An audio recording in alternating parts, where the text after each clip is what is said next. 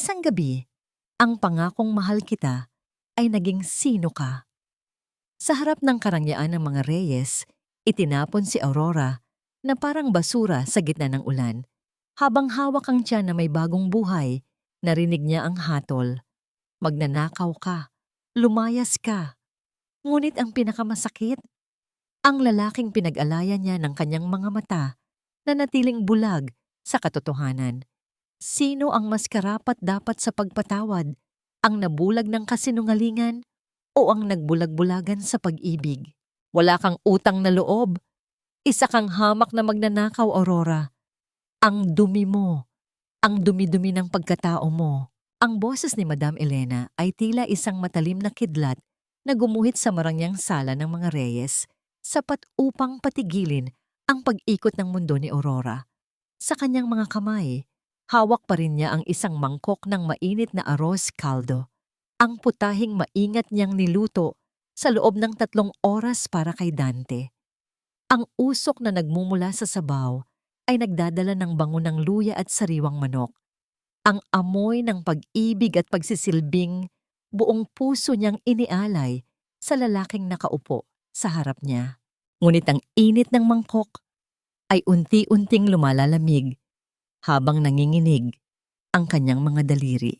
Ipinaghila ni Madam Elena ang bag ni Aurora at sa isang marahas na pagbaliktad nito, bumagsak sa sahig ang iba't ibang gamit.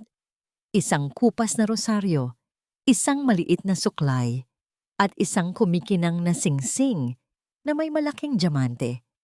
Ang tunay na singsing na pamilya ng mga Reyes ay gumulong sa sahig hanggang sa tumama ito sa paanan ng upuan ni Dante. Ang kislap nito sa ilalim ng mga chandelier ay tila nanunuya sa kahirapan ni Aurora. Madam Elena, hindi po sa akin yan. Hindi ko po magagawang magnakaw sa inyo, lalo na kay Sir Dante. Parang awa niyo na po, pakinggan niyo ako. Ang boses ni Aurora ay bahagyang pumiyok, punong-puno ng desperasyon. Tumingin siya kay Dante, ang lalaking sa loob ng 2 taon ay naging sentro ng kanyang sansinukob. Si Dante na nasa gitna ng kadiliman dahil sa kanyang pagkabulag, ngunit para kay Aurora, ang lalaking ito ang kanyang liwanag. Inasahan niya ang isang salita ng pagtatanggol, isang kumpas ng kamay na magsasabing naniniwala ito sa kanya. Ngunit ang mukha ni Dante ay nanatiling tila isang malamig na estatwa. Narinig mo ang sinabi ni Mama, Aurora. Ang ebidensya na ang nagsasalita. Akala ko ba ay tapat ka? Akala ko ba ay iba ka sa lahat ng nakilala ko? You disappointed me. Nakakasuklam na isipin na ang mga kamay na nag-aalaga sa akin ay mga kamay rin pala ng isang kawatan. Ang bawat salitang binitawan ni Dante ay parang mga punyal na isa-isang bumaon sa dibdib ni Aurora. Mas masakit pa ito kaysa sa anumang sampal. Ang kanyang puso ay tila pinipiga ng isang malaking kamay hanggang sa mahirapan na siyang huminga. Naramdaman niya ang malamig na pawis na namumuo sa kanyang noo habang ang kanyang paningin ay nagsisimulang lumabo, hindi dahil sa luha, kundi dahil sa bigat ng katotohanang dinudurog siya ng mga taong pinaglingkuran niya ng tapat. Sir Dante, please. Kahit ito lang, maniwala kayo. May sasabihin pa sana ako sa inyo. Importante po ito. Tungkol po sa atin. Lumapit siya ng kaunti. Balak sanang abutin ang kamay ni Dante upang doon ay iparamdam ang katotohanan, ngunit mabilis na humarang si Madam Elena. Isang malakas na pagkumpas ng kamay ng matanda ang tumama sa mangkok na hawak ni Aurora. Ang porselana ay nagkapira-piraso sa matigas na sahig at ang mainit na pagkain ay tumalsik sa paanan ni Aurora. Nag-iiwan ng pulang marka ng paso sa kanyang balat. Ngunit hindi niya naramdaman ang sakit ng katawan. Mas matindi ang hapdi ng kanyang nadurog na dangal. Don't you dare touch my son! Layas! Umalis ka bago ko patawagin ng mga pulis. Wala kaming kailangan mula sa isang tulad mo. Hinding-hindi mo na muling madudungisan ang pamamahay na ito. Nanatiling tahimik si Dante habang ang kanyang ina ay patuloy sa pagbubuga ng puot. Iyon ang huling pagkakataon na naramdaman ni Aurora ang presensya ng lalaking mahal niya, isang presensyang puno ng galit at pandidiri. Dahan-dahang itinuwid ni Aurora ang kanyang likod, kahit na ang bawat buto sa kanyang katawan ay tila gustong sumuko. Hinaplos niya ang kanyang tiyan ng palihim sa ilalim ng kanyang kupas na uniforme. Doon, may isang maliit na buhay na nagsisimula ng tumibok, isang sikretong balak. Sana niyang ibahagi sa gabing ito bilang regalo. Isang regalong ngayon ay naging isang sumpa. Wala siyang nagawa, kundi pulutin ang kanyang mga gamit sa sahig. Sa gitna ng katahimikang tanging paghinga lamang ni Madam Elena, ang naririnig, lumakad siya palabas ng mansyon. Sa bawat hakbang, tila lalong bumibigat ang kanyang mga paa. Nang makarating siya sa malaking gate ng mga Reyes, ang mabigat na bakal ay nagsara sa kanyang likuran, isang tunay na hangganan ng kanyang nakaraan. Tumambad sa kanya ang madilim na kalsada at ang unti-unting pagpatak ng ulan mula sa langit. Ang bawat patak ay tila nakikiramay sa kanyang pait. Nakatayo si Aurora sa gitna ng kawalan, yakap-yakap ang kanyang sarili habang ang malamig na hangin ay nanunuot sa kanyang buto. Ang mga ilaw ng mansyon sa likod niya ay tila mga matang nanghuhusga. Paano ko ito sisimulan? Paano ko kayo bubuhayin sa mundong ito kung ang inyong ama mismo ang nagtaboy sa atin sa dilim? Ang tanong na yon ay nanatiling nakabitin sa hangin. Walang kasagutan, kundi ang malamig na simoy ng gabi. Sa gitna ng ulan, ang bulto ni Aurora ay unti-unting nilamon ng dilim. Dala ang isang pusong sugatan at isang lihim na kailanman ay hindi na maririnig ng mga taong nabulag ng kanilang sariling galit. Tila isang kandilang nauubusan ng mitya ang pag-asa sa mga mata ni Aurora habang binabagtas niya ang madidilim na eskinita ng Maynila. Ang ulan na kanina ay banayad lamang ay naging isang malupit na buhos, tila nakikipagkumpetensya sa agos ng kanyang mga luha. Basang-basa ang kanyang manipis na blusa, dumidikit sa kanyang balat na nanginginig sa lamig. Ang bawat hakbang niya ay puno ng pag-aalinlangan, sapagkat wala siyang matuluyan. Walang perang hawak at tanging ang bigat ng kawalang katarungan ang kanyang daladala. Napahawak siya sa isang pader na puno ng lumot nang maramdaman niya ang matinding pag-ikot ng paligid. Ang gutom at pagod ay nagsisimula ng maningil sa kanyang katawan. Sa gitna ng labo ng kanyang paningin, nakakita siya ng isang maliit na liwanag mula sa isang kariton sa kanto. May isang matandang babae na abala sa pag-aayos ng kanyang mga paninda sa ilalim ng isang butas-butas na lona. Ang amoy ng mainit na tinapay ay humalo sa amoy ng basang lupa, isang halimuyak na tila tumawag sa huling lakas ni Aurora. Hindi na kinaya ng kanyang mga binti ang bigat ng kanyang dalawang buhay na dinadala. Unti-unting nawalan ng lakas ang kanyang mga tuhod hanggang sa ang kanyang katawan ay dahan-dahang bumagsak sa malamig at basang semento. Bago tuluyang lamunin ng dilim ang kanyang malay, naramdaman niya ang isang mainit at magaspang na kamay na humawak sa kanyang balikat. Anak, Diyos ko, anong nangyari sa iyo? Buksan mo ang iyong mga mata? Iha! Nang muling magkamalay si Aurora, ang unang bumati sa kanya ay ang init ng isang maliit na apoy mula sa uling. Nakahiga siya sa isang manipis na banig sa loob ng isang barong-barong na gawa sa pinagtagpi-tagping kahoy at yero. Kahit maliit at payak, ang lugar na yon ay mas mainit kaysa sa marangyang mansyon na kanyang pinanggalingan. Uminom ka muna nito, mainit na tsa ito, para gumaan ang pakiramdam mo. Ipinatong ng matanda na nagpakilalang si Lola Rosa ang isang basong plastik sa mga kamay ni Aurora. Napansin ni Aurora ang malalalim na guhit sa mukha ng matanda, mga marka ng mahabang panahon ng pakikipagsapalaran sa buhay, ngunit ang kanyang mga mata ay nagniningning sa kabutihan. Kumuha si Lola Rosa ng isang pirasong pandesal mula sa isang supot. Maingat niya itong hinati sa gitna, ngunit imbes na pantay, Ibinigay niya ang mas malaking bahagi kay Aurora. Kainin mo ito. Kailangan niyo yan ng dinadala mo. Huwag kang mag-alala. Ligtas ka rito. I'm Rosa, pero tawagin mo na lang akong Lola Rosa. Dito ka muna hanggat hindi mo pa alam kung saan ka pupunta. Nabulunan si Aurora sa huling bahagi ng tinapay, hindi dahil sa pagkain, kundi dahil sa damdamin. Sa loob ng maraming taon, sa mansyon ng mga Reyes, itinuring siyang isang kagamitan, isang anino na tagapagsilbi. Ngunit dito, sa piling ng isang matandang hindi naman niya kamag-anak, naramdaman niya ang tunay na pagkalinga.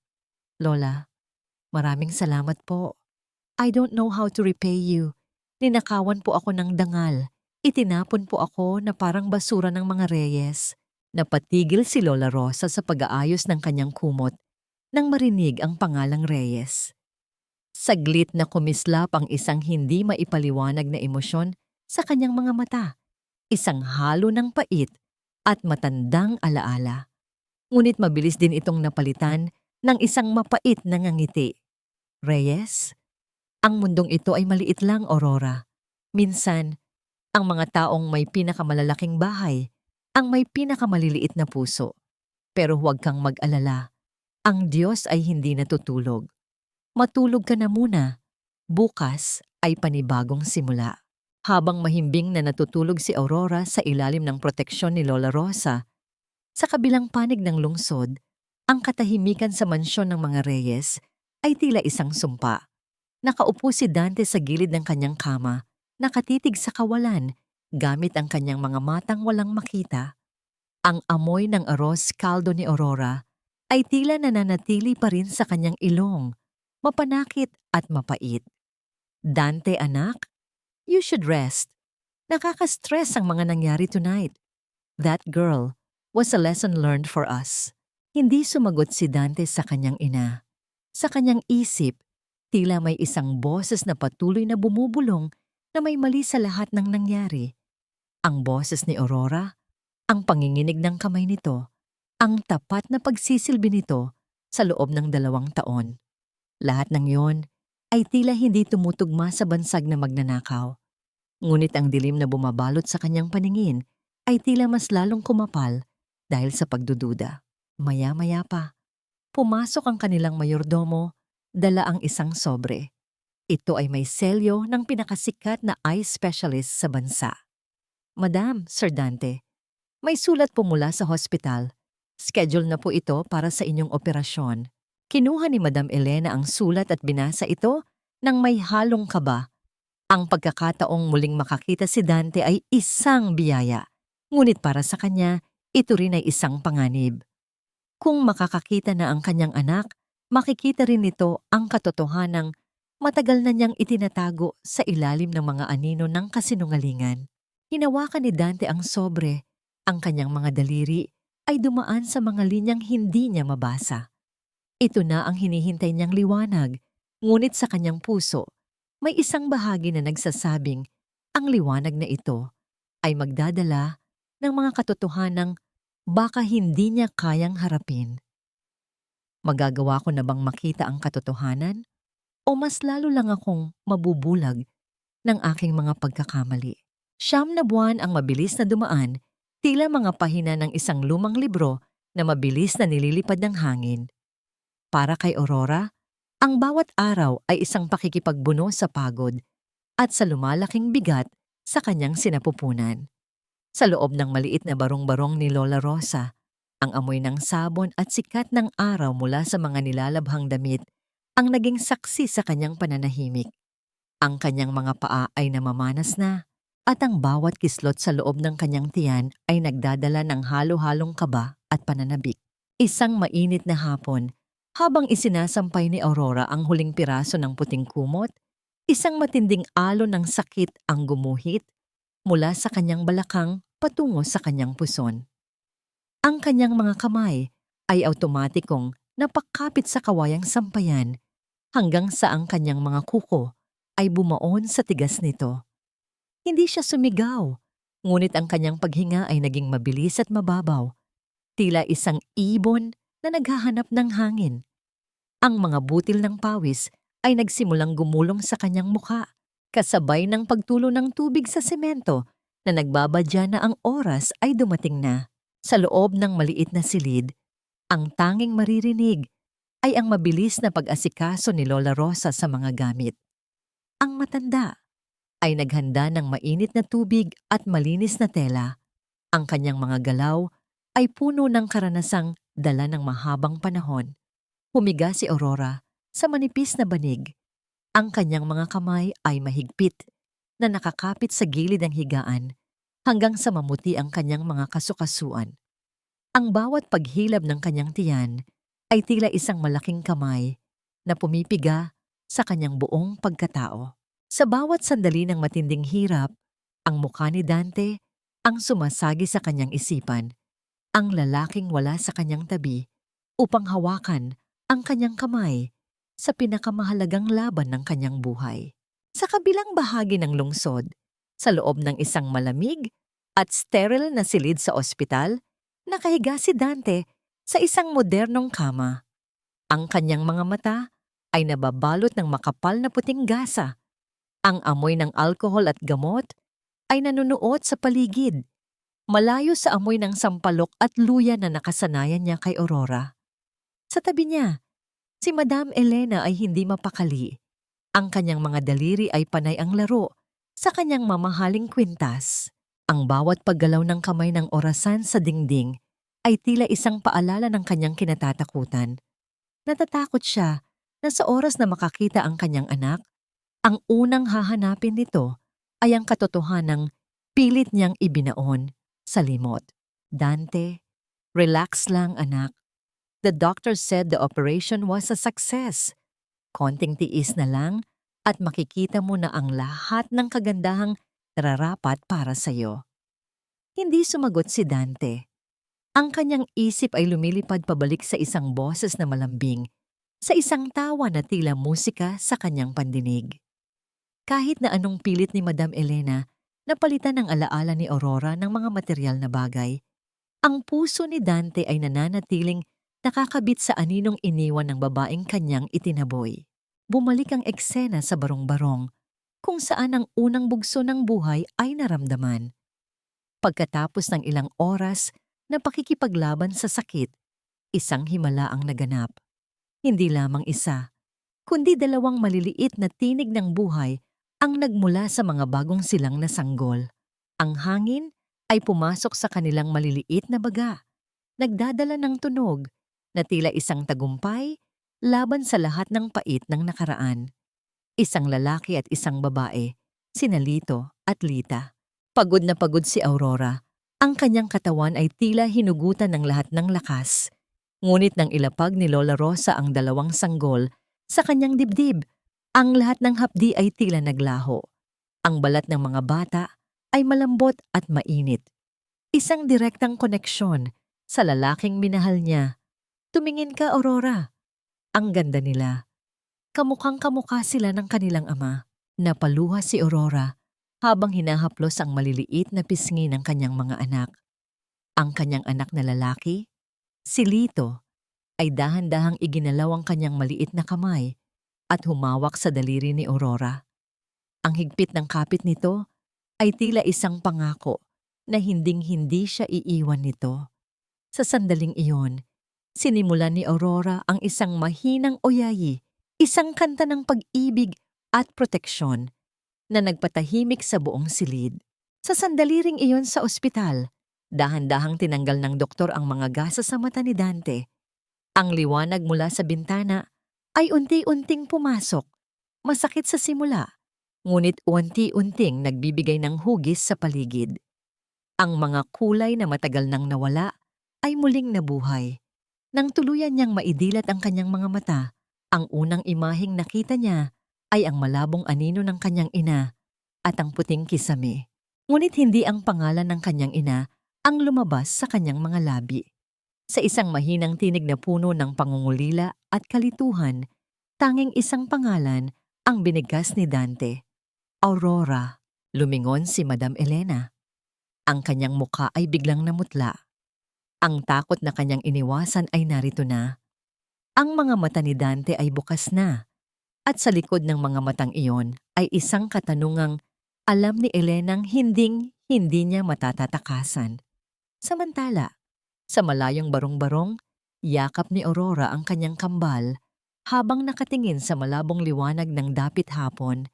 Hindi alam na ang lalaking sumira sa kanya ay nagsisimula na ring maghanap sa liwanag na kanyang iniwan. 6 na taon ang lumipas, tila isang mabilis na agos ng ilog na humubog sa mga bato ng tadhana. Sa isang masiglang kanto ng Maynila, hindi na ang mahinang aurora na luhaan ang matatagpuan. Ang singaw mula sa malalaking kaldero ng Aurora's Kusina ay nagsisilbing hudyat ng kanyang tagumpay. Ang bawat putaheng inihahain niya, mula sa malapot na kare-kare hanggang sa malasang adobo, ay dinadayo ng mga tao dahil sa lasang tila may dalang kwento ng pag-asa. Suot ang kanyang malinis na puting apron, ang bawat galaw ni Aurora sa kusina ay puno ng awtoridad at dangal, isang reynang naghahari sa kanyang sariling kaharian ng mga pampalasa. Sa gitna ng abalang tanghalian, lumapit ang kanyang 6 na taong gulang na anak na si Lita. Ang bata ay may mga matang tila bituin sa gabi, kislap na kinuha mula sa kanyang ina, ngunit ang hugis ng kanyang ilong at ang kurba ng kanyang mga labi ay isang masakit na paalala ng lalaking pilit ng ibinaon ni Aurora sa limot. Maingat na kinuha ni Aurora ang sandok at ipinatikim sa anak ang nilulutong sinigang. Tandaan mo ito, anak. Ang tunay na asim ng sinigang ay hindi lamang nanggagaling sa sampalok na pinitas sa puno. Ito ay nagmumula sa puso ng nagluluto, sa bawat pait na nalampasan at bawat tamis na pinaghirapan. Kapag nagluluto ka ng may pagmamahal, kahit ang pinakasimpleng sabaw ay nagiging gamot sa pagod na kaluluwa. Ngumiti si Lita at yinakap ang binti ng kanyang ina. Isang simpleng galaw na nagbigay ng lakas kay Aurora upang patuloy na lumaban. Ngunit sa likod ng bawat ngiti, naroon ang tahimik na pangungulila ni Lito, ang kambal ni Lita, na madalas maupo sa labas ng karinderya at tumingin sa mga mamahaling sasakyang dumadaan, tila naghihintay sa isang aninong hindi pa dumarating. Samantala, sa loob ng marangyang opisina ng mga Reyes, isang ibang uri ng laro ang nagaganap. Si Camila, ang babaeng pumasok sa buhay ni Dante, pagkatapos umalis ni Aurora, ay nakatayo sa likod ng lalaki habang hinahaplos ang mga balikat nito. Si Dante, na ngayon ay malinaw na ang paningin, ay nakatingin sa labas ng bintana. Tila may hinahanap na hindi niya matagpuan sa loob ng 4 na sulok ng kanyang yaman. You know, Dante, I'm so glad na naging successful ang surgery mo years ago. I stayed by your side through it all, di ba? Kahit nung mahirap ka pang kausap, I never left. I sacrificed so much just to make sure you're okay. Tumingin si Dante kay Camila. Ang kanyang mga mata ay puno ng utang na loob, ngunit may bahid ng kalungkutan. Naniniwala siya sa bawat salita ni Camila dahil iyon ang ipinamukha sa kanya ng kanyang ina sa loob ng 6 na taon. Para sa kanya, si Camila ang anghel na nagligtas sa kanya sa dilim. Ang babaeng nag-alaga sa kanya noong tinalikuran siya ng magnanakaw na si Aurora. I know, Camila. I owe you my life. I'm sorry if minsan ay tila malayo ang isip ko. It's just, sometimes may mga panaginip ako na tila may nakakalimutan akong mahalagang bahagi ng nakaraan ko. Mabilis na nagbago ang timpla ng mukha ni Camila. Isang panandaliang pagkislap ng takot na agad niyang itinago sa likod ng isang mapait na ngiti. Alam niya ang sikretong itinatago nila ni Madam Elena, ang tungkol sa mga gabi kung saan si Aurora ang tunay na nagbabantay, ang tunay na nagluluto, at ang tunay na nagmamahal kay Dante. Isang hapon, habang nagmamaneho si Dante patungo sa isang mahalagang pagpupulong, biglang nagkaroon ng hindi inaasahang problema ang kanyang sasakyan. Ang makina ay unti-unting nawalan ng lakas hanggang sa tuluyan itong tumigil sa gitna ng kalsada. Ang paligid ay nabalot ng katahimikan, maliban sa mahinang usok na lumalabas mula sa unahan ng kotse. Napilitan si Dante na bumaba sa gitna ng init at ingay ng lungsod. Sa kanyang paglalakad upang humanap ng tulong, isang pamilyar na halimuyak ang humaplos sa kanyang mga pandama. Ang amoy ng kumukulong patis, ang asim ng sampalok, at ang bango ng sariwang luya ay tila isang malakas na hila mula sa nakaraan. Napatigil siya sa tapat ng isang malinis, ngunit payak na karinderya. Ang pangalang Aurora's Kusina ay nakasulat sa isang makulay na tabla. Ang kanyang puso ay biglang tumibok ng mabilis, isang kaba na hindi niya maipaliwanag. Habang dahan-dahan siyang humahakbang papalapit sa pintuan, ang bawat amoy ay tila nagbubukas ng mga pintong matagal nang nakasara sa kanyang alaala. Sa loob ng kusina, naramdaman ni Aurora ang isang kakaibang panlalamig sa kanyang batok. Dahan-dahan siyang lumingon sa direksyon ng pintuan, hawak pa rin ang kanyang sandok, habang ang anino ng isang lalaki ay uwant-unting humaharang sa sikat ng araw na pumapasok sa kanyang karinderya. Pumasok si Dante sa loob ng karinderya. Ang bawat hakbang niya sa sementadong sahig ay tila isang pagtapak sa mga pahina ng kanyang nakaraan. Ang sikat ng araw sa labas ay nagbibigay ng matinding liwanag sa kanyang likuran. Kaya naman, ang loob ng Aurora's Kusina ay tila isang santuwaryo ng mga anino at bango. Iginala niya ang kanyang mga matang ngayon ay nakakakita na, ngunit tila may hinahanap siyang higit pa sa nakikita ng paningin. Mula sa madilim na bahagi ng kusina, naramdaman ni Aurora ang paghinto ng kanyang mundo. Ang sandok na hawak niya ay unti-unting naging mabigat at ang init ng apoy sakalan ay tila lumipat sa kanyang mga pisngi. Naroon siya, ang lalaking nagtaboy sa kanya sa gitna ng ulan, ang lalaking ama ng kanyang mga anak. Gusto niyang tumakbo, gusto niyang magtago, ngunit ang kanyang mga paa ay tila nakabaon sa sahig. Maingat siyang umatras. Hinahayaan ang usok mula sa nilulutong pagkain na magsilbing tabing sa kanyang mukha. "Good afternoon, sir. Maupo po kayo." Ang masayang bati ni Lita. Ang bata ay walang kamalay-malay sa bagyong nagaganap sa loob ng dibdib ng kanyang ina. Ngumiti si Dante sa bata, isang ngiting hindi nakarating sa kanyang mga mata dahil ang kanyang buong atensyon ay nakatuon sa amoy na nagmumula sa kusina.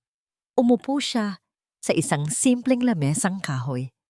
Ang kanyang mga kamay, na dati ay laging nakakapa sa dilim, ay maingat na nakapatong sa lamesa. "Isa ngang sinigang, yung espesyal nyo," ang sabi ni Dante. Ang kanyang boses ay tila isang kumpas ng biolin na nagpatahimik sa ingay sa loob ng ulo ni Aurora. Sa loob ng kusina, nanginginig ang mga daliri ni Aurora habang isinasali ng sabaw sa isang mangkok. Ang bawat patak ng asim at bango ay tila isang dalangin at isang sumpa. Inutusan niya ang isang katulong na ilabas ang pagkain. Mula sa isang maliit na siwang sa pinto, pinanood niya ang bawat galaw ni Dante. Kumuha si Dante ng isang kutsarang sabaw. Nang dumampi ang likido sa kanyang dila, tila isang kuryente ang dumaloy sa kanyang buong katawan. Napapikit siya. Ang lasa ng sampalok, ang anghang ng sili, at ang lamyos ng pagkakaluto ay hindi lamang pagkain. Ito ay isang alaala. Tila bumalik siya sa gabi kung saan ang isang anino ay nagpapakain sa kanya sa dilim. Ang mga gabing wala siyang makita, kundi ang init ng pag-aaruga ng isang babaeng tinawag nilang magnanakaw. Sino ang nagluto nito? Ang tanong ni Dante. Ang kanyang boses ay gumaralgal ng bahagya. Bago pa makasagot ang katulong, lumapit si Lito sa lamesa ni Dante. Ang bata ay may dalang isang baso ng tubig. Sa kanyang pagmamadali, muntik na siyang madulas, kaya mabilis na inabot ni Dante ang balikat ng bata. Sa pagkakataong yon, nagtagpo ang kanilang mga mata. Naramdaman ni Dante ang isang kakaibang kirot sa kanyang puso, isang koneksyong hindi niya maipaliwanag. Ang mga mata ng bata ay tila salamin ng sarili niyang mga mata sa salamin. Napansin ni Dante ang isang lumang panyo sa gilid ng lamesa na ginamit ni Lito pangpunas ng tubig. Kinuha niya ito at tinitigan ang bordang titik sa gilid. Isang AM na kulay ginto, ngunit kupas na. Ang panyong yon ay ang huling bagay na ibinigay niya kay Aurora bago ito nawala. "Sir, panyo po yan ni nanay," ang sabi ni Lito nang may inosenteng ngiti. Lalong bumilis ang tibok ng puso ni Dante. Akmang tatayo siya upang pumasok sa kusina nang biglang huminto ang isang marangyang sasakyan sa labas. Ang tunay na ingay ng mundo ay muling bumalik nang pumasok si Camila. Ang kanyang mga takong ay lumilikha ng matigas na tunog sa sahig, habang ang kanyang mukha ay puno ng pagkairita. "Dante, what are you doing in this place? Ang dumi-dumi rito, darling. I've been looking for you everywhere. Sabi ko naman sa'yo, let the driver handle the car. Let's go. We have a dinner at the Manila Hotel. You shouldn't be eating here. It's not safe for your health." Hinila ni Camila ang braso ni Dante. Ang kanyang mga mata ay matalim na lumingon sa loob ng kusina. Tila may nararamdamang panganib sa likod ng mga anino. Napilitang tumayo si Dante. Ang kanyang mga mata ay nananatiling nakako sa panyong hawak ni Lito at sa pintuan ng kusina kung saan nararamdaman niyang may nakatingin sa kanya. "Wait, Camila. Ang lasa ng pagkain na ito, it's exactly like hers." Ang bulong ni Dante, tila isang taong naglalakad sa panaginip. "Don't be ridiculous, Dante. Gutom lang yan, tara na bago pa tayo malate." Ang maotoridad na sagot ni Camila habang hinihila ang lalaki palabas. Habang umaandar ang sasakyan ni Dante, lumabas si Aurora mula sa kusina. Ang kanyang mga binti ay tila gawa sa papel, kaya napaupo siya sa upuang iniwan ni Dante. Hinawakan niya ang mangkok na may labi pa ng sabaw, habang ang kanyang mga luha ay nagsisimulang pumatak. Isa-isang gumugulong sa kanyang pisngi, hanggang sa humalo ito sa lamig ng iniwanang pagkain. Nakalayo na ang sasakyan, ngunit ang bango ni Dante at ang bigat ng kanyang tingin ay tila naiwan, nanunuot sa bawat sulok ng karinderya. Alam ni Aurora na ang katahimikang tinamasa niya sa loob ng 6 na taon ay tuluyan nang natapos sa hapong iyon. Hindi mapakali si Dante sa loob ng kanyang malawak na silid. Ang marangyang kama at ang malambot na unan na dati ay nagbibigay sa kanya ng kapayapaan ay tila naging mga tinik na tusok-tusok sa kanyang balat.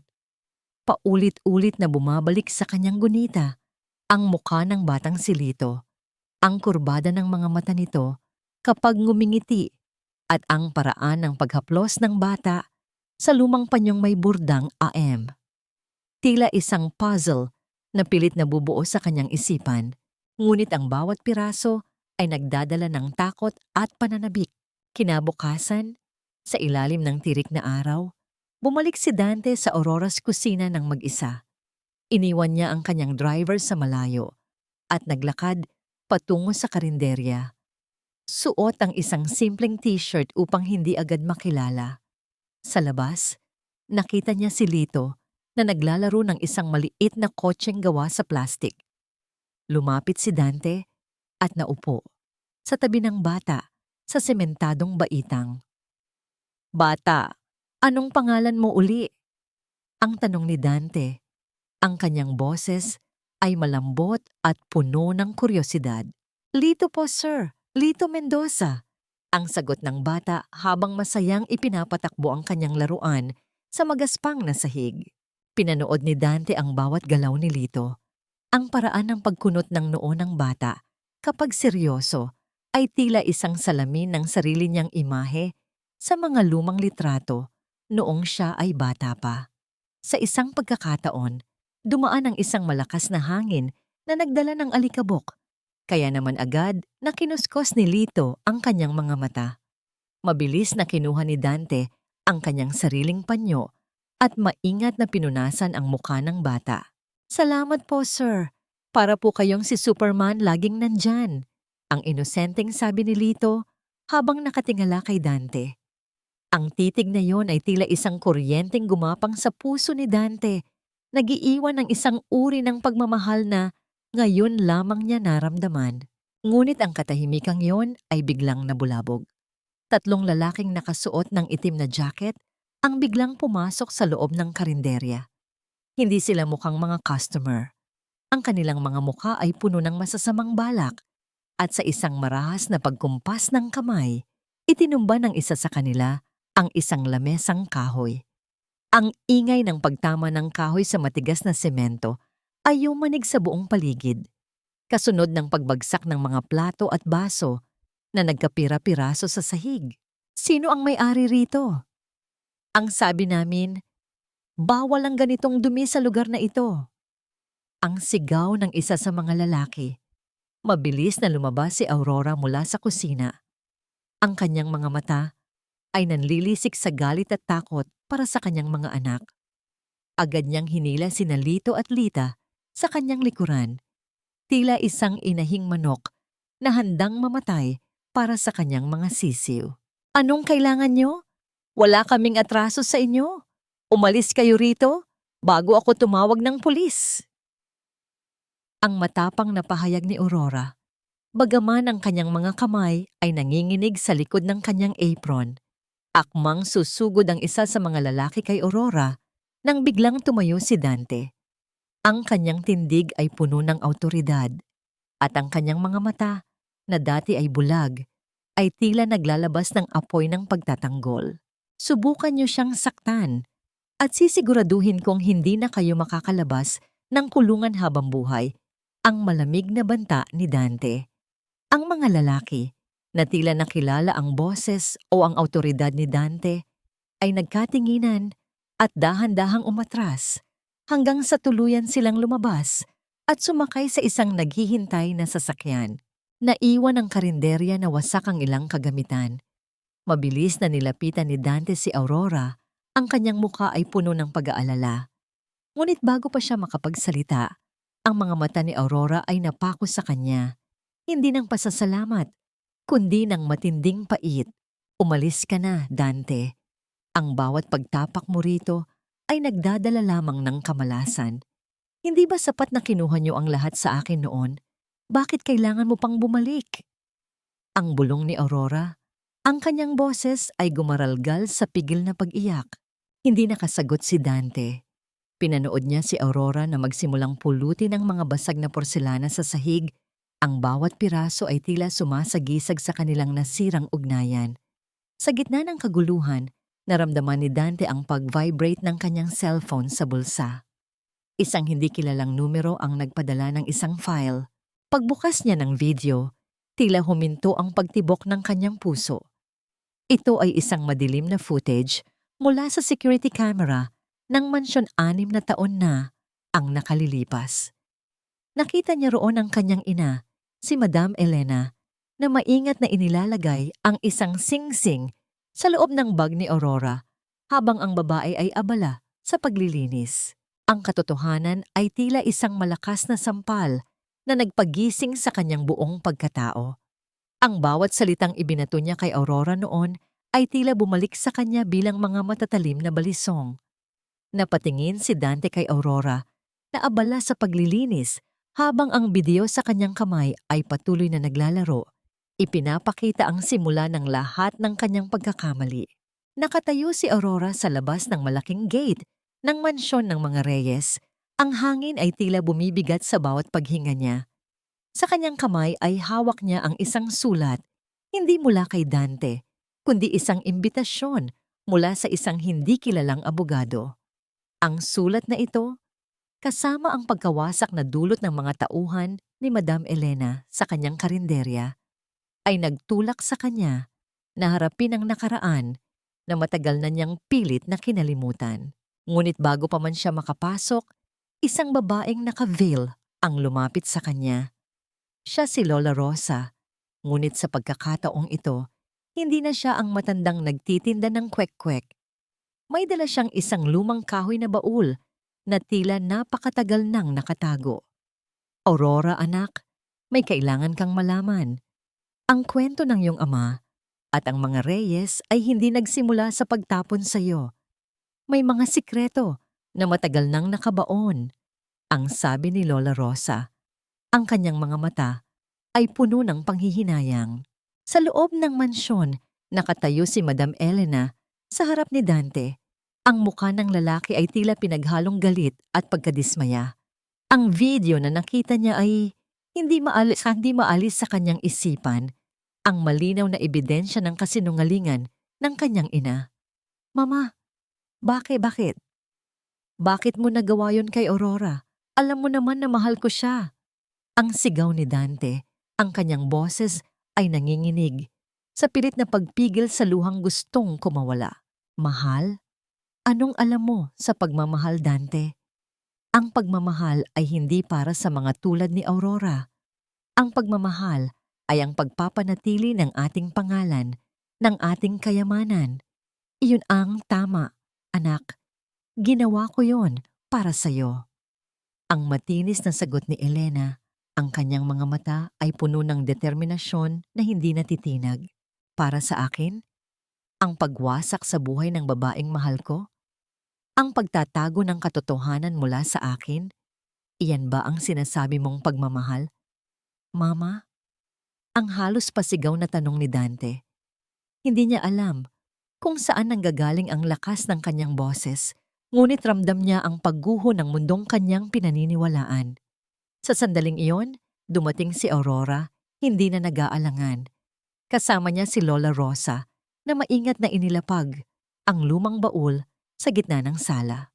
Elena, matagal na tayong magkakilala, ngunit ang pagkakakilala mo sa akin ay hindi pa sapat upang unawain ang aking anak. Ang mahinang simula ni Lola Rosa, ngunit ang kanyang tinig ay puno ng bigat. Binuksan ni Lola Rosa ang baul. Sa loob nito ay mga lumang sulat at isang kwintas na may kakaibang disenyo. Kinuha niya ang kwintas at ipinakita kay Elena. Ang kwintas na ito ang naging simbolo ng pagmamahalan ng ama mo at ng aking anak. Ngunit nang malaman ng ama mo na buntis ang aking anak, pinili niyang itakwil kami at pinakasalan ka dahil sa iyong yaman. Napasinghap si Elena. Ang kanyang mukha ay namutla habang tinitingnan ang kwintas. Hindi totoo yan. At ang utang na loob na sinasabi mo, hindi iyon utang kundi pagmamahal na pilit mong kinalimutan. Ang ama ni Aurora ang iyong nakatatandang kapatid na pilit mong pinatahimik dahil sa iyong kasakiman.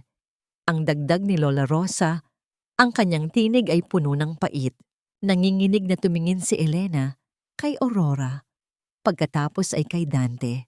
Ang lahat ng kasinungalingan na kanyang itinayo sa loob ng maraming taon ay biglang gumuho sa kanyang harapan. Ang kanyang pagmamalaki, ang kanyang kontrol, ang lahat ay nawala sa isang iglap. Hindi pwede. Sigaw ni Elena habang sinusubukang itulak ang baul, ngunit nahirapan siya dahil sa kanyang paralisadong kaliwang bahagi ng katawan. Ang kanyang mga salita ay naging garalgal. Bumaling si Aurora kay Elena, hindi na may galit, kundi may awa. Lola Rosa, nanay ko po, hindi ko po alam na ganito ang pinagdaanan ninyo. Kung ganun po, ang utang na loob na sinasabi niyo noon pa ay hindi po para sa akin, kundi para po sa tunay niyong pamilya. Tumalikod si Aurora kay Elena at lumapit kay Dante. Ang mga mata nilang dalawa ay nagtagpo, puno ng mga tanong at ng mga nawawalang kasagutan. Dante, ang lahat ng ito, ang nakaraan ko, ang ating nakaraan. Ngayon mo na lang nalaman? Ang tanong ni Aurora. Ang kanyang tinig ay halos hindi marinig. Aurora, patawarin mo ako. Hindi ko alam. Hindi ko alam ang lahat ng ito. Ang tanging nasagot ni Dante. Ang kanyang tinig ay puno ng pagsisisi. Nakatayo sila doon, ang dalawang magkasintahang nawalay ng maraming taon, sa gitna ng mga guho ng kasinungalingan at mga lihim ng nakaraan. Ang hangin sa silid ay tila huminto, naghihintay sa susunod na paghinga ng katotohanan. Ang bawat sulok ng mansyon ng mga Reyes ay tila naging isang labirinto ng mga anino para kay Dante. Bagaman malinaw na ang kanyang paningin, ang bawat kagamitang mamahalin at ang bawat painting sa dingding ay tila may itinatagong pangungutya. Ang katotohanang natuklasan niya tungkol sa kanyang ina ay nagsisilbing isang lason na dahan-dahang kumakalat sa kanyang sistema, ngunit kailangan niya ng higit pang ebidensya bago niya tuluyang harapin ang malaking kasinungalingang bumabalot sa kanyang buhay. Sa loob ng kusina, nakatayo si Camila sa harap ng modernong kalan. Ang kanyang muka ay puno ng pagkairita habang tinitingnan ang mga sangkap sa harap niya. Pinakiusapan siya ni Dante na lutuin ang paborito nitong sinigang, isang pagsubok na hindi inaasahan ng babae. "Darling, why don't we just order from a 5-star restaurant? Alam mo namang I'm not really a kitchen person, right? My hands are for jewelry, not for chopping onions." Ang reklamo ni Camila habang maingat na hinahawakan ng isang kutsilyo na tila ba ito ay isang maduming bagay. "Gusto ko lang matikman uli ang luto mo, Camila.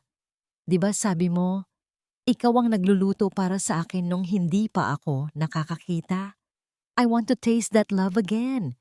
Ang malamig na sagot ni Dante habang nakasandal sa pinto. Pinapanood ang bawat maling galaw ng babae. Nanginginig ang mga kamay ni Camila habang inilalagay ang mga sangkap sa kumukulong tubig. Ang amoy na lumalabas mula sa kaldero ay hindi ang bango ng pagmamahal na nakasanayan ni Dante, kundi ang amoy ng sunog na sibuyas at hilaw na sampalok. Sa bawat sandali ng pagkakamali ni Camila, lalong tumitindi ang hinala ni Dante. Ang babaeng nasa harap niya ay isang impostor na nagnakaw ng mga alaala ng iba. Maya-maya pa, nakatanggap ng tawag si Camila. Akala niya ay hindi nakatingin si Dante, kaya mabilis siyang lumabas sa veranda. Ngunit tahimik na sumunod ang lalaki, nagtatago sa likod ng makapal na kurtina. "I told you, huwag kang tatawag dito. I already paid you for what you did 6 years ago. Just stay quiet."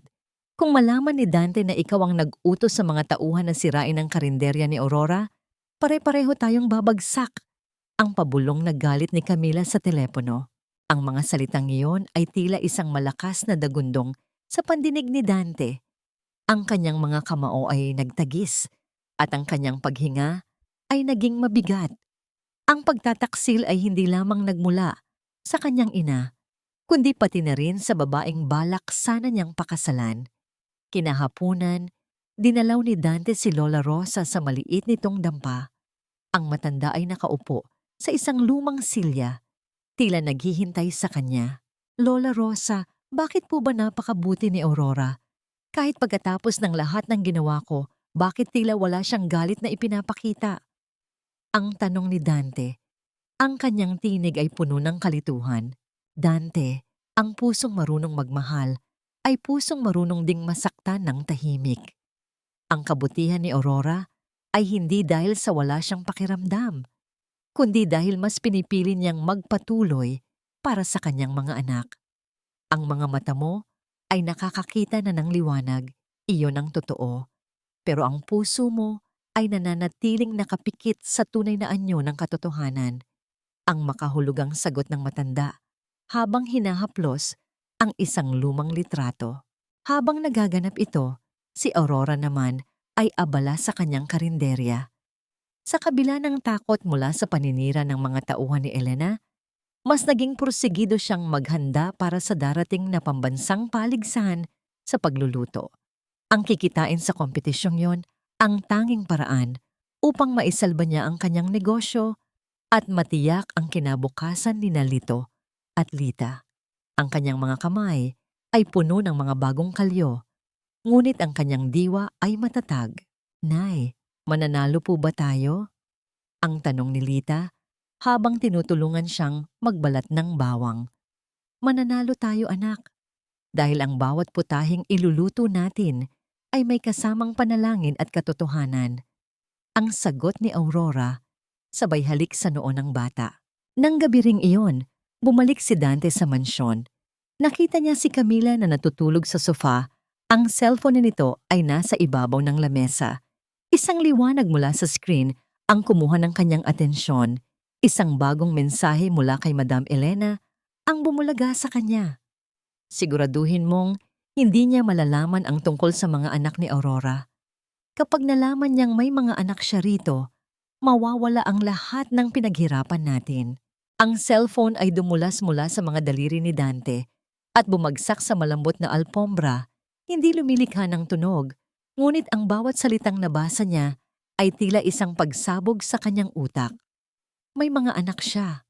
Ang kambal na nakita niya sa karinderya ay sarili niyang dugo at laman. Ang sakit ng katotohanan ay tila 1,000 karayom na tumutusok sa kanyang puso habang tinitingnan niya ang babaeng natutulog nang mahimbing sa harap niya, isang babaeng kasama sa pagkulong sa kanya sa isang buhay na puno ng kasinungalingan. Ang malawak na bulwagan ng prestihiyosong hotel ay napupuno ng liwanag mula sa mga dambuhalang chandelier. Ngunit para kay Aurora, ang tanging liwanag na mahalaga ay ang asul na apoy sa ilalim ng kanyang kawali. Ito na ang gabi ng Grand Finals ng Galing ng Kusina, ang pambansang paligsahan na magtatakda ng kanyang kinabukasan. Sa gitna ng ingay ng mga manonood at ang mabilis na paggalaw ng mga kamera, nananatiling payapa ang kanyang puso. Ang bawat hiwa niya sa karne at ang bawat pagdurog niya sa mga pampalasa ay tila isang ritual ng pagpapalaya sa lahat ng pait ng nakaraan. Sa hanay ng mga hurado, nakaupo si Dante. Suot ang isang formal na tuxedo, ang kanyang tindig ay puno ng kapangyarihan. Ngunit ang kanyang mga mata ay hindi nakatuon sa mga papel na nasa harap niya. Nakatuon ang kanyang paningin sa babaeng nasa gitna ng entablado. Ngayon niya lamang nakita si Aurora sa ilalim ng ganito katingkad na liwanag. Hindi na ito ang aninong nakayuko sa gilid ng kanyang kama. Ito ay isang nagniningning na bituin na pununo ng dignidad. Sa bawat sulyap ni Dante, tila may isang bahagi ng kanyang puso na dahan-dahang naghihilom, kasabay ng matinding pagsisisi na tila isang mabigat na tanikala sa kanyang leeg. Finalists, you have 10 minutes left. Ang anunsyo ng host na umalingaw-ngaw sa buong bulwagan na nagpabilis sa tibok ng puso ng lahat maliban kay Aurora. Inihanda ni Aurora ang kanyang huling putahe. Tinawag niya itong paghilom. Ito ay isang espesyal na luto ng baka na may sarsa mula sa katas ng prutas at mga lihim na damo na itinuro sa kanya ni Lola Rosa. Ang amoy nito ay kakaiba. May tamis na humahaplos sa pangamoy, may anghang na nanggigising sa diwa, at may linamnam na nagiiwan ng init sa dibdib. Sa bawat patak ng sarsa, tila ibinubuhos ni Aurora ang kanyang mga luha na ngayon ay naging sandata na niya sa tagumpay. Nang dumating ang oras ng pagtikim, isa-isang lumapit ang mga hurado sa istasyon ni Aurora. Nang tumapat si Dante, tila huminto ang pag-ikot ng mundo. Kumuha si Dante ng isang maliit na piraso at dahan-dahang isinubo. Sa sandaling iyon, ang lahat ng ingay sa paligid ay naglaho. Ang lasa ng pagkain ay tila isang kumpas ng kamay na humahawi sa lahat ng kasinungalingan. Naramdaman ni Dante ang bawat sakripisyo ni Aurora, ang bawat gabing malamig sa kalsada, at ang bawat pagmamahal na ibinigay nito sa kanya noong siya ay bulag pa. Maari mo bang ipaliwanag ang iyong putahe? Ang tanong ng punong hurado. Humakbang pasulong si Aurora. Ang kanyang boses ay malinaw at matatag. Ang boses na matagal nang hinahanap-hanap ni Dante sa kanyang mga panaginip. Ang putahing ito ay tinawag kong paghilom. Ginawa ko ito gamit ang mga sangkap na tila hindi magkakatugma sa simula. May pait, may asim, at may anghang. Ngunit sa tamang pag-aalaga at mahabang pagtitiyaga, ang mga ito ay nagbubuklod upang maging isang malinamnam na kabuuan, gaya ng buhay. Ang ating mga sugat ang nagbibigay ng lasa sa ating pagkatao. Hindi tayo binubuo ng ating mga tagumpay, kundi ng kung paano tayo bumangon mula sa ating pagkakadapa. Tumayo si Dante, hindi na napigilan ang kanyang emosyon. Ang pagpalakpak ng mga tao ay tila naging malabong tunog sa kanyang pandinig. Nang ianunsyo ang nagwagi, walang nagulat ng pangalan ni Aurora ang binigkas. Ang bulwagan ay napuno ng hiyawan, ngunit para kay Aurora, ang tanging mahalaga ay ang kanyang kambal na sina Lito at Lita na masayang tumatalon sa gilid ng entablado kasama si Lola Rosa. Umakyat si Dante sa entablado upang ibigay ang gintong tropeyo. Nang magtagpo ang kanilang mga mata sa ilalim ng spotlight, tila may isang kuryenteng dumaloy sa pagitan nila. Ang mga mata ni Aurora ay puno ng luha ng kagalakan, habang ang mga mata ni Dante ay nagsusumamo ng tawad. Sa sandaling iyon, sa harap ng daan-daang tao, tila sila lamang ang naroroon. Ngunit ang selebrasyon ay biglang naputol. Sa gilid ng entablado, si Lola Rosa ay dahan-dahang napahawak sa kanyang dibdib. Ang kanyang mukha ay nawalan ng kulay, at bago pa man may makalapit, ang matanda ay dahan-dahang bumagsak sa sahig, tila isang dahon na tuluyan ng binitawan ng puno. "Lola! Lola Rosa!"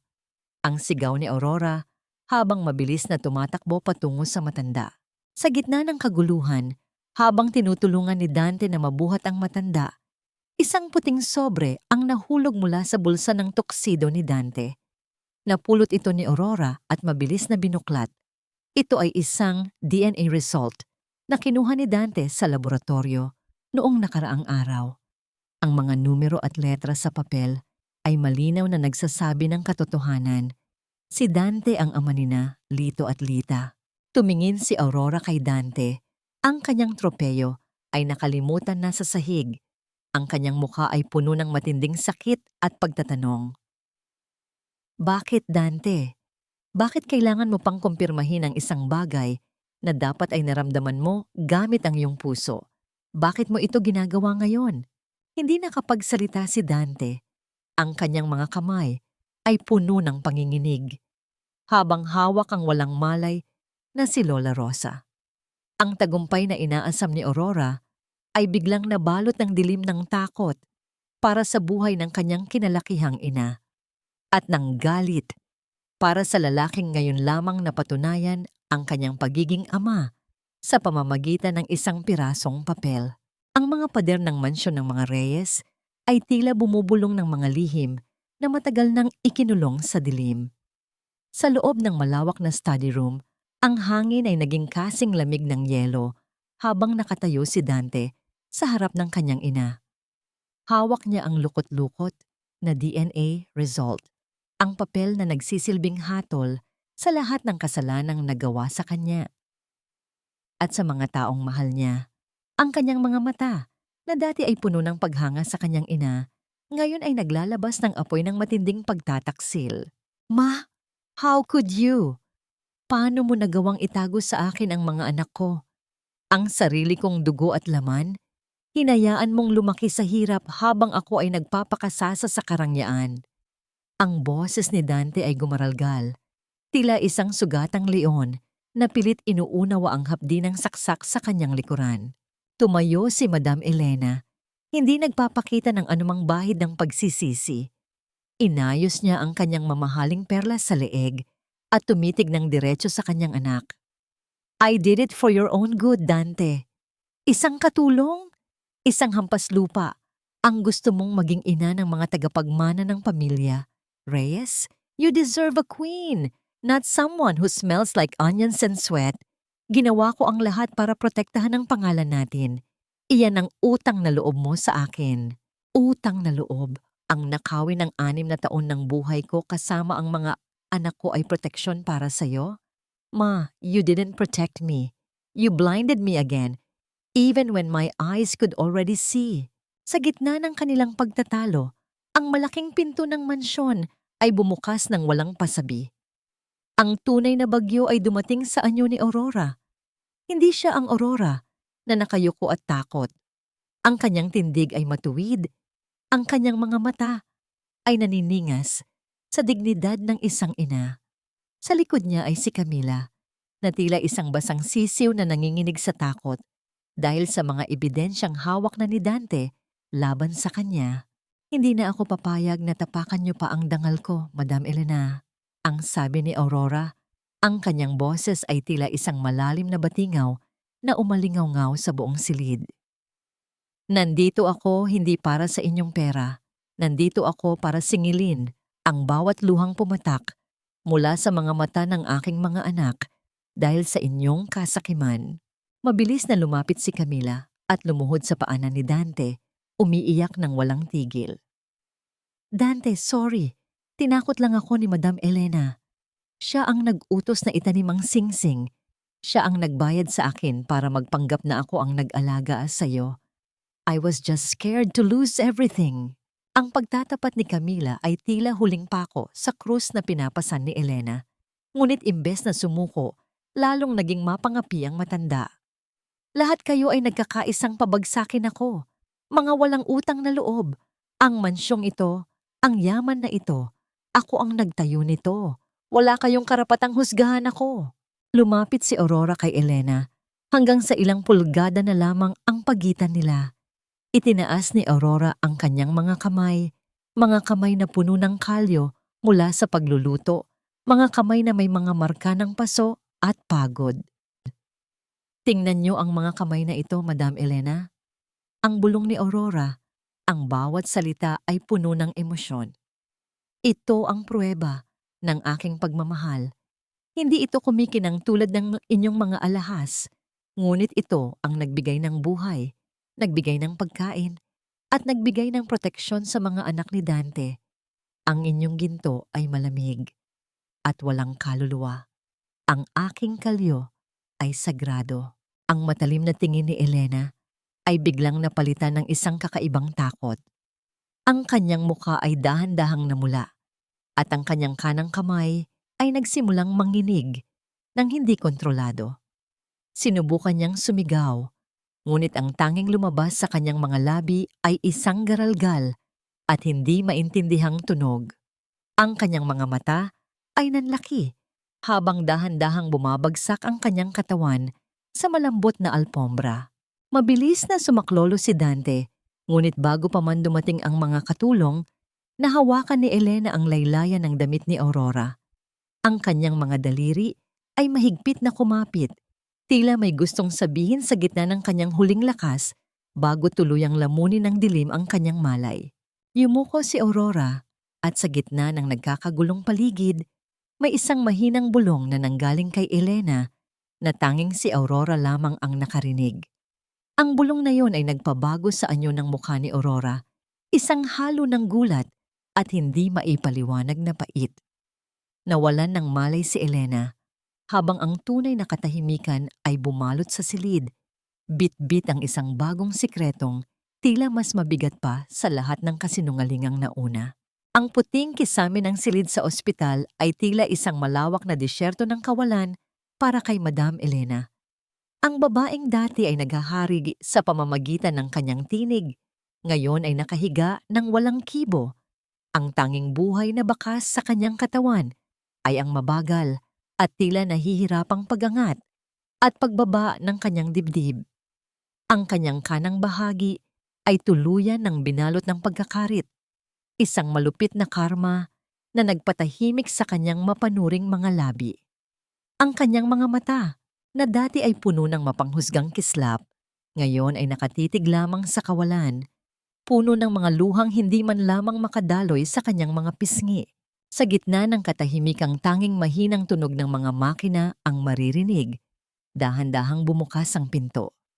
Pumasok si Aurora, dala ang isang maliit na mangkok ng mainit na sabaw. Walang galit sa kanyang mga mata, kundi isang malalim na habag na tanging ang isang taong dumaan sa matinding hirap ang makakaunawa. Umupo siya sa tabi ng higaan at maingat na kinuha ang isang kutsara. Kailangan niyo pong kumain, madam, para lumakas ang inyong katawan, ang mahinang bulong ni Aurora. Maingat niyang inihipan ang kutsarang may sabaw bago ito dahan-dahang inilapit sa mga labi ng matanda. Sa bawat subo, ang mga mata ni Elena ay tila nagsusumamo, tila humihingi ng tawad sa lahat ng pait na ibinato niya sa babaeng ngayon ay nag-aalaga sa kanya. Ang katahimikan sa pagitan nila ay hindi na puno ng tensyon, kundi ng isang uri ng pagkilala. Ang pagkilala na sa dulo ng lahat, tayo ay kapwa marupok na nilalang, Pumasok si Dante sa silid at napatigil siya sa pintuan. Ang imahe ni Aurora na matiyagang nagpapakain sa kanyang ina ay tila isang kumpas ng liwanag na tumagos sa kanyang madilim na konsensya. Lumapit siya at naupo sa kabilang panig ng kama. Ang kanyang mga kamay ay nanginginig habang pinagmamasdan ang dalawang babaeng pinakamahalaga sa kanyang buhay. Aurora, bakit? Ang tanong ni Dante, ang kanyang boses ay puno ng pighati. Pagkatapos ng lahat ng ginawa niya sa'yo, pagkatapos ng 6 na taon na ninakaw namin, bakit ka pa rin narito? Bakit hindi mo kami magawang itaboy? Ibinaba ni Aurora ang mangkok at tumingin ng diretso kay Dante. Ang kanyang mga mata ay tila dalawang malalim na lawa na puno ng karunungan. Dante, ang pagpatawad ay hindi para sa taong nakasakit sa atin. Ang pagpatawad ay para sa ating sarili upang hindi tayo tuluyang malunod sa laso ng puot. Kung hahayaan kong kainin ako ng galit, magiging katulad lang din ako ng mga taong sumira sa akin. At hindi yon ang gusto kong makita ng aking mga anak sa kanilang ina. Hinawakan ni Dante ang kamay ni Aurora, isang hawak na puno ng pagsusumamo. Alam kong hindi sapat ang salitang sorry. Alam kong huli na para sa maraming bagay. Pero Aurora, payagan mo akong bumawi. Kahit hindi mo ako muling mahalin, hayaan mong maging ama ako kina Lito at Lita. Hayaan mong patunayan ko na ang dilim na bumalot sa akin noon ay tuluyan na nating tinalikuran. Isang malalim na buntong hininga ang kumawala sa dibdib ni Aurora. Ang kanyang puso ay nahahati sa pagitan ng takot na muling masaktan at ng pagnanasang buuin ang pamilyang matagal nang ipinagkait sa kanyang mga anak. Ang dilema ng pagsasakripisyo ay muling bumalik.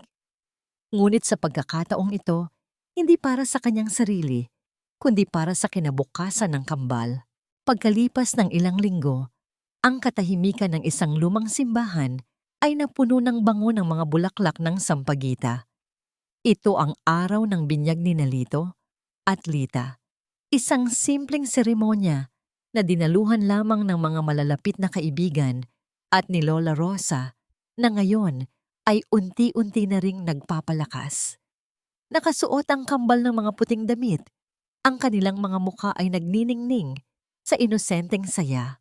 Sa unang pagkakataon, nakatayo si Dante sa tabi ni Aurora, bit-bit si Lita, habang si Lito naman ay mahigpit na nakahawak sa kamay ng kanyang ina. Ang larawan ng isang pamilyang naghihilom ay tila isang panalangin na natupad. Ang pari ay nagsimulang magbasbas ng banal na tubig, isang simbolo ng bagong simula at paglilinis ng lahat ng dumi ng nakaraan. Ngunit sa gitna ng taimtim na panalangin, ang malaking pinto ng simbahan ay dahan-dahang bumukas. Ang liwanag mula sa labas ay lumikha ng isang mahabang anino sa gitna ng aisle. Ang mga yabag ng mabibigat na sapatos ay umalingaw-ngaw sa katahimikan. Bawat hakbang ay tila may dalang bigat ng nakaraan. Napatigil ang lahat. Lumingon si Aurora at ang kanyang hawak na kandila ay bahagyang nayanig. Nagiging sanhi ng pagpatak ng mainit na wax sa kanyang balat.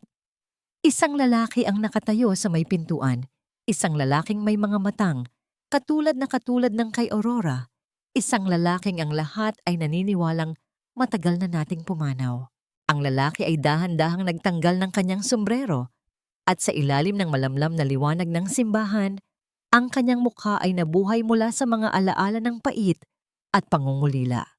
Aurora, anak ko.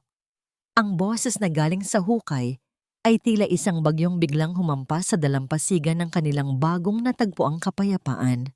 Napatulala si Aurora habang ang kambal ay nagtatakang tumingin sa estrangherong tila may dalang susi sa isang pintong hindi pa nila alam na umiiral. Ang paghilom na sinimulan ay biglang naharap sa isang bagong unos na walang sino man sa kanila ang handang harapin. Ang katahimikan sa loob ng simbahan ay tila naging isang makapal na kumot na bumalot sa lahat ng naroon. Ang kandilang hawak ni Aurora ay patuloy na tumutulo. Ang mainit na wax ay dumidikit sa kanyang balat Ngunit ang hapdi nito ay walang-wala kumpara sa gulat na nanunuot sa kanyang buong pagkatao. Ang lalaking nakatayo sa dulo ng aisle, si Arturo, ay may mga balikat na tila pasan ang buong daigdig at ang kanyang mga mata ay nagsusumamo ng isang kapatawarang akala ni Aurora ay hindi na niya kailangang ibigay sa isang yumaon na tatay. Ang bulong ni Aurora ay tila isang hangin na dumaan sa mga lamat ng nakaraan. Akala namin, ang sabi ni Madam Elena, matagal ka nang pumanaw sa isang aksidente.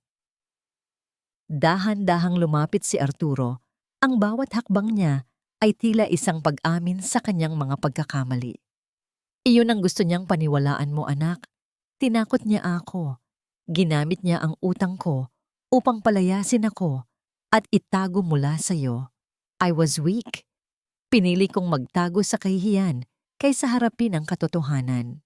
Sa gitna ng pagtitipon, inilabas ni Arturo ang isang lumang dokumento na may selyo ng batas. Ipinakita niya ito kay Dante. Ang papel ay madilaw na at marupok, ngunit ang mga salitang nakasulat doon ay malinaw. Ang lupang kinatatayuan ng mansyon ng mga Reyes at ang malaking bahagi ng kanilang hasyenda ay hindi buong pagmamay-ari ni Elena. Kalahati nito ay nakapangalan sa ina ni Aurora, isang pamana na pilit na kinamkam ni Elena sa pamamagitan ng pamimeke ng mga lagda nang mawala si Arturo. Nanginginig ang mga kamay ni Dante habang binabasa ang katotohanan. Si Aurora, ang babaeng itinuring nilang alipin at magnanakaw, ay siya palang tunay na tagapagmana ng kalahati ng kanilang yaman. Ang bawat sako ng bigas at bawat butil ng asin na kinuha ni Aurora mula sa kusina ng mga Reyes noon ay wala pa sa kalingkingan ng ninakaw ng kanyang pamilya sa dangal ni Aurora. Pagkalipas ng ilang araw, ang huling bahagi ng nakaraan ay kailangang tuldukan. Sa loob ng study room ni Dante, nakatayo si Camila. Wala na ang kanyang marangyang suot, tila nawalan na rin ng kislap ang kanyang mga mata. Alam niyang tapos na ang kanyang palabas. Dante, please. I did it because I love you. Ang huling pagsusumamo ni Camila, ngunit ang kanyang tinig ay wala ng puwersa. No, Camila. You did it because you loved the life that came with me. You stole 6 years from my children. I won't put you in jail for the sake of the history we had. But I want you gone. Huwag na huwag ka nang magpapakita sa amin muli. Your dignity is the only thing I'm leaving you with. Don't waste it. Ang malamig at pinal na sabi ni Dante. Ang tunay na tagumpay para kay Aurora ay hindi ang pagbabalik ng lupain, kundi ang muling pagbubukas ng kanyang restaurant. Ngayon, hindi na ito isang payak na karinderya. Ang Aurora's Heritage Restaurant ay isang malawak at nagniningning na gusali na puno ng mga taong nagnanais matikman ang sining ng isang babaeng nagmula sa abo. Sa gabi ng grand opening, abala si Aurora sa pag-aayos ng huling putahe sa kusina. Suot niya ang kanyang puting apron. Ang kanyang mukha ay nagniningning sa pawis at kaligayahan. Biglang pumasok si Dante, suot din ang isang simpleng apron na kulay itim. Maingat niyang kinuha ang sandok mula kay Aurora at inilagay ang kanyang mga kamay sa balikat ng babae. Ako naman ang magsisilbi sa iyo ngayon, Aurora. Hayaan mong ako naman ang mag-alaga sa reyna ng aking buhay. Ang bulong ni Dante bago maingat na itinali ang sintas ng apron ni Aurora. Isang kilos na puno ng lambing at kilig na tila nagpapatigil sa oras. Natawa ng mahina si Aurora, ang kanyang puso ay puno ng kapayapaan.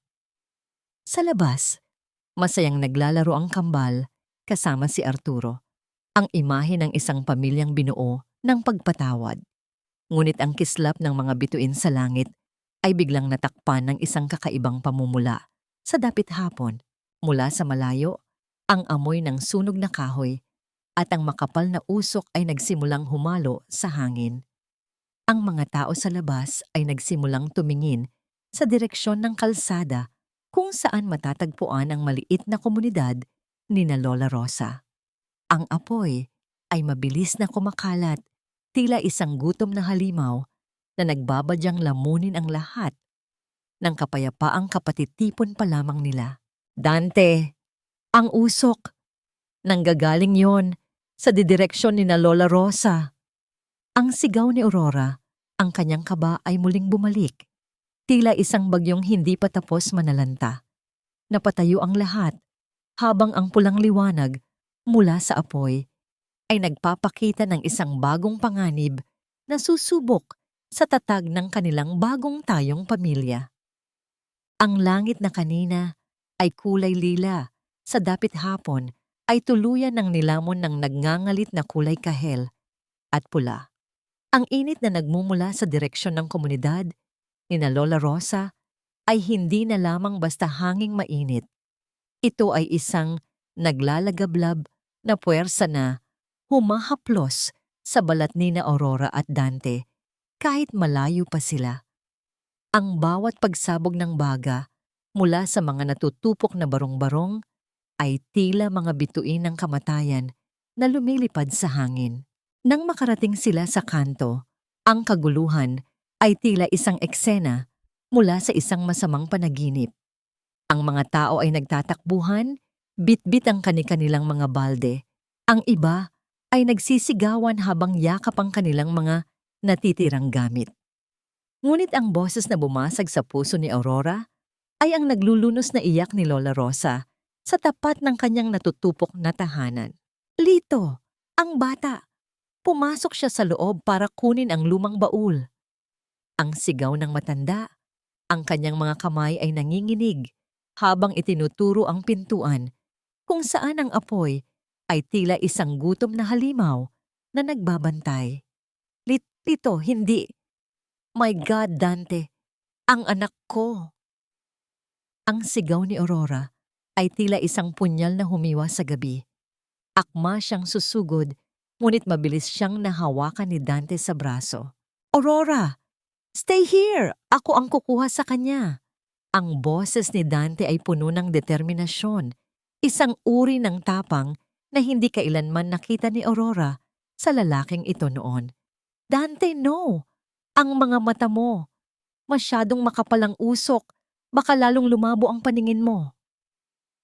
Ang pagsusumamo ni Aurora, ang kanyang mga luha ay mabilis na dumadaloy, humahalo sa uling at alikabok sa kanyang mukha. Hindi na nakinig si Dante. Kumuha siya ng isang basang tela mula sa isang balde ng tubig at mabilis itong itinaling takip sa kanyang ilong at bibig. Sa gitna ng naglalagablab na init, pumasok si Dante sa loob ng barong-barong. Ang kanyang paningin ay nagsimulang lumabo, hindi dahil sa usok, kundi dahil sa sensitibong reaksyon ng kanyang mga mata sa tindi ng liwanag at init. Ang bawat hakbang niya sa ibabaw ng mga nagbabagang kahoy ay tila isang paglakad sa impyerno. Sa loob, ang paligid ay nababalot ng makapal at maitim na usok. Ang bawat paghinga ay tila paglunok ng apoy. Nakita ni Dante ang maliit na bulto ni Lito sa sulok. Yakap-yakap ang lumang baul ni Lola Rosa. Ang bata ay hindi na makagalaw sa tindi ng takot. Lito, anak, nandito si Papa. Ang tawag ni Dante ay gumaralgal, ngunit sapat na yon upang lumingon ang bata. Binuhat ni Dante si Lito. Ang bigat ng bata ay tila walang saysay kumpara sa lakas na ibinibigay ng kanyang pagmamahal bilang ama. Habang palabas, isang malaking bahagi ng bubong na gawa sa yero at kahoy ang bumagsak sa kanilang harapan. Sa isang mabilis na pagkilos, ginamit ni Dante ang kanyang sariling likod upang protektahan si Lito mula sa mga bumabagsak na baga. Ang hapdi ng apoy sa kanyang balat ay hindi niya pinansin. Nang lumitaw ang anino ni Dante mula sa makapal na usok, ang buong komunidad ay tila panandaliang natahimik. Lumabas siya na puno ng uling ang mukha. Ang kanyang buhok ay bahagyang nasunog at ang kanyang mga braso ay may mga marka ng paso. Ngunit sa kanyang mga bisig, ligtas at buhay ang kanyang anak. Dante! Lito! Mabilis na sinalubong sila ni Aurora at yinakap ng mahigpit. Ang bawat hikbi ni Aurora ay tila isang pasasalamat sa langit. Naupo si Dante sa magaspang na semento, hinihingal at hirap sa paghinga. Ang kambal, sina Lito at Lita, ay mabilis na yumakap sa kanya, tila hindi na gustong bumitaw sa kanilang bayani. Sa gitna ng abo, usok, at ng naglalahong apoy dahil sa pagdating ng mga bumbero, ang imahe ni Dante na nakayakap sa kanyang mga anak ay tila isang gintong sandali sa gitna ng trahedya. I'm sorry, Aurora. If I failed you for 6 years, pero hinding-hindi ko nahahayaang may mangyari pang masama sa inyo. Ang bulong ni Dante habang hinahaplos ang buhok ni Lito. Sa gitna ng kaguluhang iyon, isang bumbero ang lumapit kay Dante at nag-abot ng isang bagay. Sir, nakuha po namin ito malapit sa pinagmulan ng apoy. Isang bote ng gas at isang piraso ng tela na may amoy ng mamahaling pabango. Kinuha ni Dante ang tela. Kahit puno ng amoy ng usok, nananatili ang isang pamilyar na halimuyak na tila isang huling bakas ng pananakit. Ang matalas na amoy ng pabango ni Camila ay hindi siya maaaring dayain. Dahan-dahang tumayo si Dante kahit nanginginig ang kanyang mga binti. Inilabas niya ang isang maliit na pelus na kahon mula sa kanyang bulsa, isang bagay na himalang hindi natupok ng apoy. Sa gitna ng mga abo ng barong-barong ni na Lola Rosa, sa harap ng buong komunidad na nawala ng tirahan, ngunit nakasaksi ng tunay na pag-ibig, lumuhod si Dante sa harap ni Aurora. Aurora, we lost so much in the past. At ngayon, nawalan din ng mga taong nagmalasakit sa iyo. But here, in front of everyone and in the middle of these ruins, I want to build a new life with you. Hindi dahil sa utang na loob, kundi dahil ikaw ang aking liwanag. Will you marry me? Dito tayo magsisimulang muli sa gitna ng mga abong ito. Ang kislap ng diamante sa ilalim ng malamlam na ilaw ng mga bumbero ay tila isang bituin na bumagsak sa lupa. Napatingin si Aurora sa paligid, sa kanyang mga anak, sa nagpapasalamat na si Lola Rosa, at sa lalaking ibinuwis ang buhay para sa kanila. Ang kanyang sagot ay hindi na kailangan pang bigkasin ng malakas sapagkat ang kanyang mga mata ay sapat na upang sabing ang paghilom ay ganap na. Ang sikat ng umaga sa probinsya ay tila isang banayad na haplos ng sutla sa balat. Nagdadala ng amoy ng sariwang damo at mga bulaklak ng kalachuchi. Malayo sa ingay at usok ng Maynila, ang maliit na kapilya sa gitna ng luntiang bukirin ay pinalamutian ng mga puting kurtina na sumasayaw sa ihip ng hangin. Ito ang araw na tila isang panaginip lamang noong mga panahong si Aurora ay naglalakad sa gitna ng ulan, sugatan at nag-iisa. Ngunit ngayon, ang bawat hakbang niya sa aisle na puno ng mga talulot ng rosas ay puno ng katiyakan at kapayapaan. Suot ang isang simpleng puting gown na gawa sa telang pinya, si Aurora ay tila isang anghel na bumaba sa lupa. Sa kanyang tabi ay ang kanyang ama, si Arturo, na hindi mapigilan ang pagtulo ng mga luha ng kagalakan. Ang kanyang mga kamay na dati ay nanginginig sa takot ay matatag na nakahawak sa braso ng kanyang anak. Ibinibigay ang dangal na matagal na nilang ipinaglaban. Sa dulo ng aisle, naghihintay si Dante. Ang kanyang mga mata ay nagniningning, hindi dahil sa liwanag ng sikat ng araw, kundi dahil sa pag-ibig na nagpabago sa kanyang pagkatao. Sa tabi niya, ang kambal na sina Lito at Lita ay nakasuot ng kani-kanilang barong at gown. Ang kanilang maliliit na kamay ay maingat na hawak ang mga singsing na simbolo ng pagkakaisa ng kanilang pamilya. Nang makarating si Aurora sa harap, tumigil siya saglit sa tapat ng unang hanay ng mga upuan. Naroon si Madam Elena, nakaupo sa kanyang wheelchair. Ang kanyang mukha ay payapa na, malayo sa mapang-aping anyo nito noon. Sa isang dahan-dahang pagkilos, itinaas ni Elena ang kanyang nanginginig na kamay at hinawakan ang kamay ni Aurora.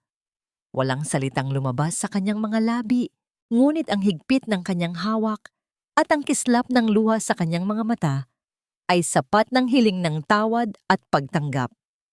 Marahang tumango si Aurora, isang tahimik na pagpatawad na nagtapos sa maraming taon ng hidwaan. Ang palitan ng sumpaan ay tila isang awit ng kaluluwa. Aurora, noong bulag pa ako, ang boses mo ang naging gabay ko. Noong nakakakita na ako, ang kabutihan mo ang naging liwanag ko. I promise to spend the rest of my life making up for the years we lost.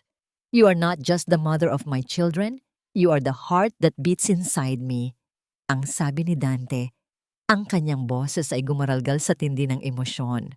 Dante, ang pag-ibig ay hindi laging madali. Ngunit sa piling mo, natutunan ko na ang bawat sugat ay bahagi ng ating kwento ng paghilom. I choose you, today and every day. Because you showed me that true love is the courage to admit mistakes and the strength to change. Ang tugon ni Aurora habang isinusuot ang singsing sa daliri ni Dante. Pagkatapos ng seremonya, ang selebrasyon ay nagpatuloy sa ilalim ng isang malaking puno ng mangga sa kanilang maliit na farm. Walang mamahaling catering. Sa halip, sina Dante at Aurora mismo ang naghanda ng kanilang unang salo-salo bilang mag-asawa.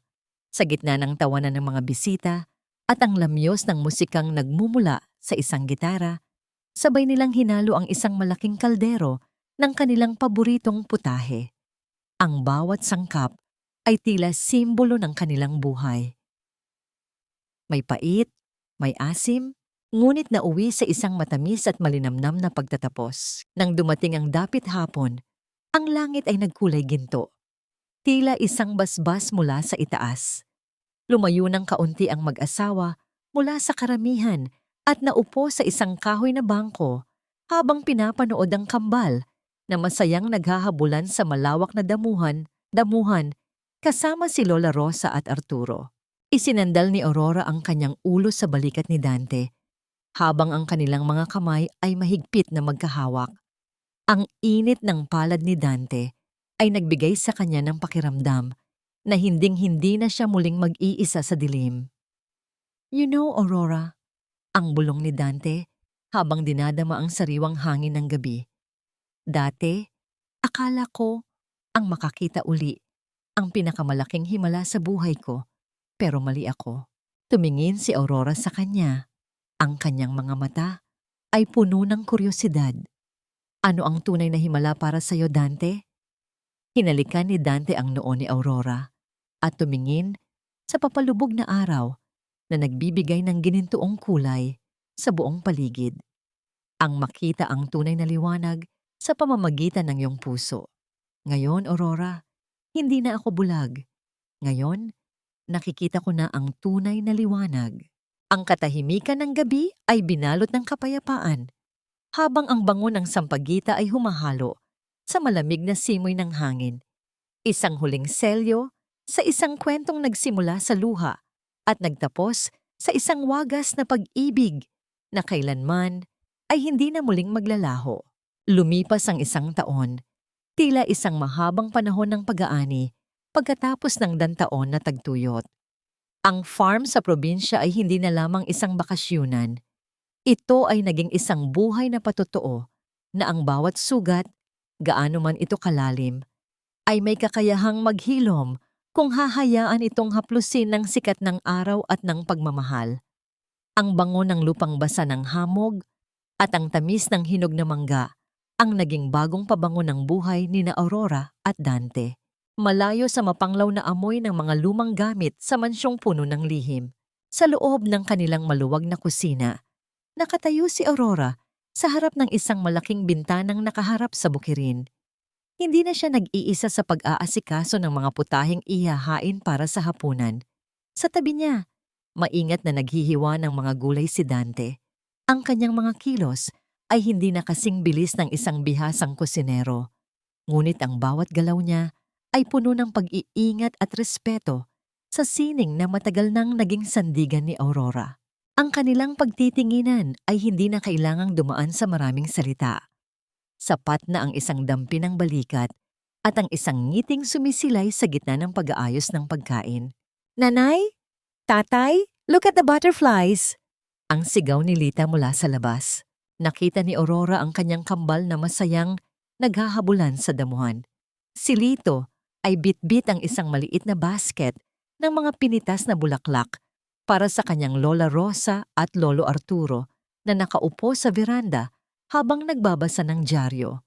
Ang imahe ng kanyang pamilya na buo at masaya ay tila isang malakas na pintig sa puso ni Aurora. Isang pintig na nagsasabing ang lahat ng pagtitiis niya noon ay may katumbas na ganitong uri ng katahimikan. Napalingon si Aurora sa isang sulok ng beranda kung saan naroon si Madam Elena. Ang matanda ay nananatiling tahimik sa kanyang wheelchair, ngunit ang kanyang mga mata ay hindi na nakatingin sa kawala. Nakatitig siya sa mga bata, at sa tuwing lalapit ang mga ito upang humalik sa kanyang kamay, ang isang bahagyang kurba ng nangiti ay lumilitaw sa kanyang mga labi. Ang pagpatawad ni Aurora ay hindi isang mabilis na pangyayari. Ito ay isang proseso na tila pagluluto ng isang masarap na sabaw. Kailangan ng mahabang oras, sapat na init at wagas na pasensya. Ngunit sa dulo, ang pait ay tuluyan ding naglaho. Ganap na bang nagpatawad si Aurora? Oo, dahil naintindihan niya na ang pagpatawad ay hindi ang paglimot sa sakit, kundi ang pagpili na huwag nang hayaang kontrolin ng sakit ang kanyang bukas. Natagpuan na nila ang kapayapaan na hindi kayang ibigay ng yaman ni Dante o ng katanyagan ng restaurant ni Aurora. Ang kapayapaang ito ay matatagpuan sa bawat yakap, bago matulog, at sa bawat pasasalamat, bago kumain. Ang aral na iniwan ng kanilang kwento sa bawat pusong nakikinig ay simple. Ang pag-ibig ay hindi lamang tungkol sa kung ano ang nakikita ng ating mga mata. Ang tunay na liwanag ay matatagpuan sa kadiliman ng ating mga pagsubok, at ang pinakamasarap na putahe sa buhay ay ang mga inihanda ng may katapatan, kahit na ang mga sangkap nito ay nagmula sa pait ng nakaraan. Habang ang araw ay tuluyang lumubog sa likod ng mga bundok, nag-iwan ito ng isang ginintuang guhit sa langit. Isang huling halik ng liwanag bago ang pagdating ng gabi. Ngunit para kina Aurora at Dante, hindi na sila natatakot sa dilim, sapagkat alam nila na sa bawat pagpikit ng kanilang mga mata, may isang liwanag na mananatiling nagniningning sa loob ng kanilang mga puso. Isang liwanag na kailanman ay hindi na muling maglalaho.